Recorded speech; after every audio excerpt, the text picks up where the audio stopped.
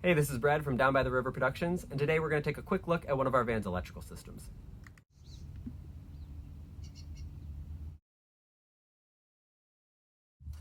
Up top, we've got our main fuse box. Just below that, a couple of bus bars combining all the LED wiring.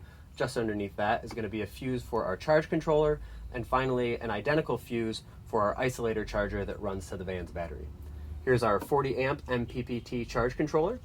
The combination of all the wires going to and from our battery bank, which is two 200 amp hour AGM batteries from Renogy, and here also from Renogy a 3000 watt inverter charger. Inside of our main fuse box, we will find a set of blade fuses for pump number 1, which is our freshwater pump, pump number 2, which is our gray water pump, our max fan, all of the LED lighting, and our refrigerator. Up here we've got all of our grounding connections, our negative in from the battery and the positive from the battery. Both pump wires, as well as the wiring for the lights, actually go directly to our switches on our control box, while the fridge and the fan go directly to those utilities. Here you can see a closer look at our bus bars, which is actually a combination of all the positive and negative wires from all 6 LEDs that run to our fuse box and back and forth from the switches. Just to the right here, you're going to see our grounding connection to the frame of the van. Here's a closer look at the fuses for our charge controller and for our isolator charger. Our inverter charger does a couple of things. It converts DC power into AC for use in any of the household style outlets found throughout the van. It can also charge our battery bank when it's plugged into our shore power outlet located on the outside of the van that you see the wire going to here. Oh, hey! Hey!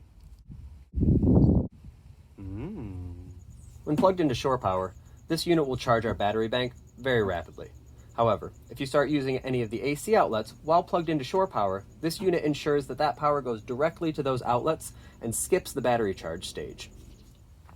The benefit of setting it up this way is you avoid constantly charging the batteries, while they in turn provide power to those AC outlets, cycling the batteries over and over again and shortening their lifespan.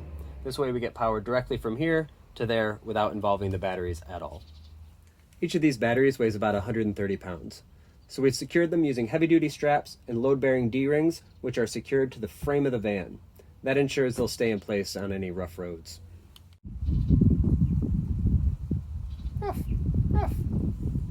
Take a quick look at our control center here, which in this van is located in the fridge box. Here we have our on-off and dimmer for all 6 LEDs. Here we've got our on-off for our freshwater pump. You can leave this on all the time. The freshwater pump's only activated when it senses a pressure change from you turning on the faucet. This is for our gray water pump, which the second you turn it on, it is activated and will flush any water from the sink or the shower into our gray water tank. Just below that, we've got a simple on-off switch for our inverter charger. It does have a power indicator as well as the indicator if there's any fault.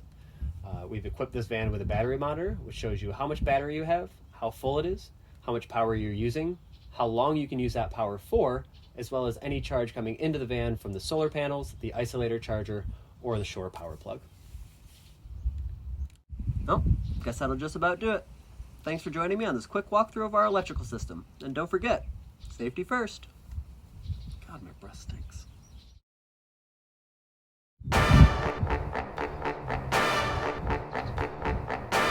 High fashion.